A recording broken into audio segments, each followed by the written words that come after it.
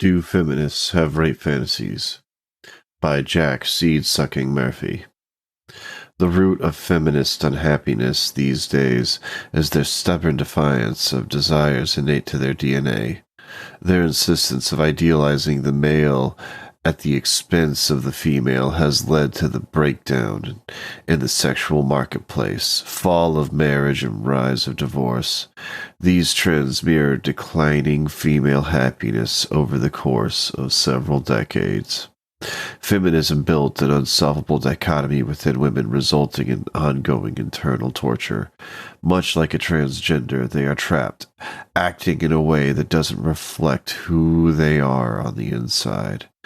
As a group, they demonize the essence of their nature, devaluing roles like mother and wife, and in its place have jointly decided that man's work and a man's world were the ideals. They ironically hoisted the idealized image of man triumphantly as the goal of their revolution. Rather than champion their own comparative advantages, they set impossible standards to achieve. Now that they must act like men, they are confused when confronted with the dynamics of sex.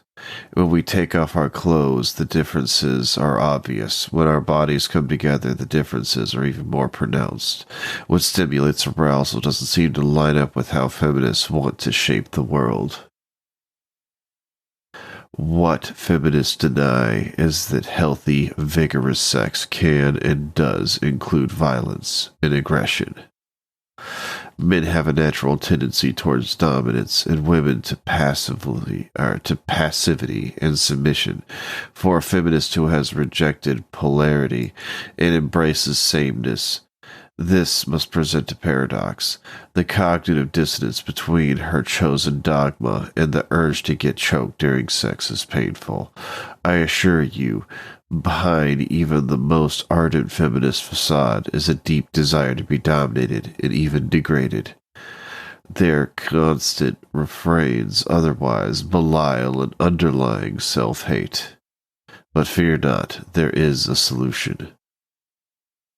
Rape. Not quite rape, but rape. The kind of rape a man who loves his girl commits. Rape conducted under the auspices of consent. Rape safe enough to allow the feminist to begin to claw her way back from the insanity. You see, rape is the best therapy for the problem. Feminists need rape. When a man and a woman tap into the power of rape, they connect to the fundamental truth about our two sexes. We can kill you. But we don't want to, nor do we want others to. So we set up a system to institutionalize this concession, and the many others that followed. In just a few thousand years, men find themselves apologizing for spreading their legs on the train. Some have even been brainwashed to join in emasculating themselves to the point of effectively being neutered. The farther away you are as a potential rapist, the less desirable you become on a purely physical level. When you rape a woman, you remind her of the man she wishes you were. They adore you for it. Feminists especially. In fact, it saves their lives. It is our duty as men to save feminists from themselves. Therefore, I am offering rape to feminists as an olive branch.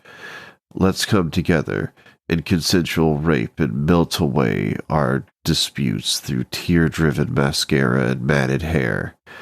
This primal energy is like a lighthouse signaling from shore, the storm clouds of feminism obscuring our common solution. We must zero in on this light and follow it to the truth.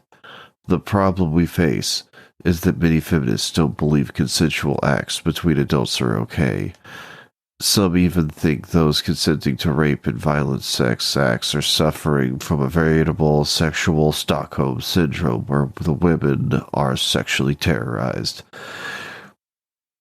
Their writers and thought leaders demonize consensual sex acts as a disguise for the act of sexual forcing a woman against her will. choke your way to the core or to the cure, or for replicating the very masculine power dynamics used to perpetuate woman's oppression.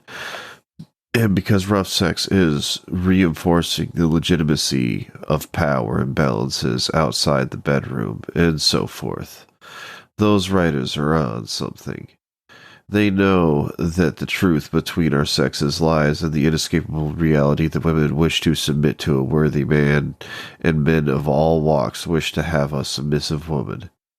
These writers know if women embrace violent sex and submission first in the confines of the bedroom, it could very well spread out to the remainder of the house, like the kitchen, for example, and they can't have that happening. No, they must keep the shroud over the eyes of their fellow woman, shaming them into thinking submission is wrong, telling them that men who want to dominate you are evil, perpetuating not only their fear-based misandry, but creating miserable sexual beings deprived of their very nature. Where are the Caitlyn Jenners out there? Who is brave enough to admit they are submissives trapped in a web of artificial mores and expectations that force them to be dominant? Who will be brave enough to step forward and accept who they really are? The suffering has gone on long enough. Stay tuned here for my forthcoming feminist rehabilitation program, which will provide clear directions on how to save feminists from themselves via rape and degradation. If you liked what you read here, please follow me on Twitter. Follow at Jack Murphy Live. God, what a fucking nerd.